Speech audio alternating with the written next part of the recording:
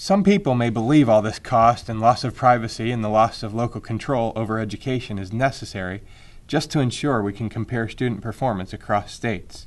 What is your response? If we want to compare students state to state, we can already do that. In the lower grades, we have the National Assessment of Educational Progress, known as the NAEP, which isn't a one-to-one comparison, but it gives a good sense of where we are. In high school, we have the SAT and the ACT. And if we're concerned about students who move from state to state, that is a very small percentage of the population. According to census data, less than 2% per year.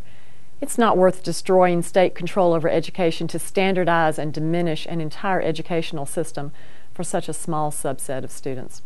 What about the argument that countries with national common standards outperform countries that have decentralized standards? There are countries with national standards that perform better on international tests. There are also countries without national standards that perform better on international tests, such as Canada and Australia.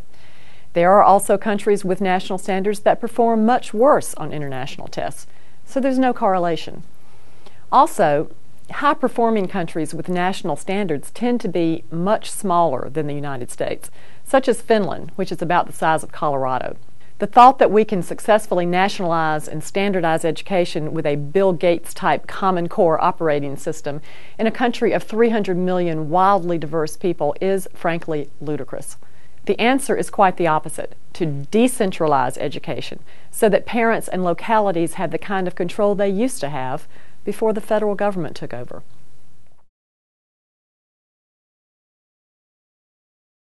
Do proponents of charter schools and vouchers have anything to worry about?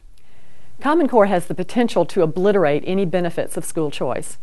If Common Core is imposed on all public schools, whether traditional or charter, and maybe on private schools in states with voucher programs, there will be no point in having a choice. As Dr. Jay Green, a prominent local control advocate, puts it, what good is it to have 100 restaurants to choose from if they all have to be Italian? Well, surely homeschoolers and private schools do not have anything to worry about, right? Proponents of Common Core want all education ultimately to be under Common Core. Their plans are truly sweeping. They want to control the entire education system, kindergarten through college, using Common Core. The primary author of the Common Core English Language Arts Standards, David Coleman, is the new president of the College Board and promises to align the SAT with Common Core and its unique method of instruction. If that happens, students from private schools or homeschools will be at a tremendous disadvantage unless their schools or parents throw in the towel and accept Common Core and its teaching methods. And let's face it, colleges and universities require a strong performance on the SAT for students to be admitted. So I am beginning to see that we are talking about far more than just common standards for math and English language arts. Currently in development are national standards in science and history, social studies. Also, some influential health and sex education groups recently released national standards in those areas.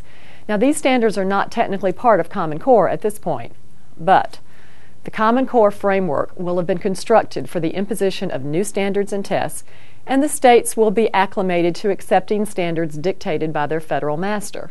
So there is every reason to believe that these future standards will be imposed the same way Common Core was, through the power of the federal purse.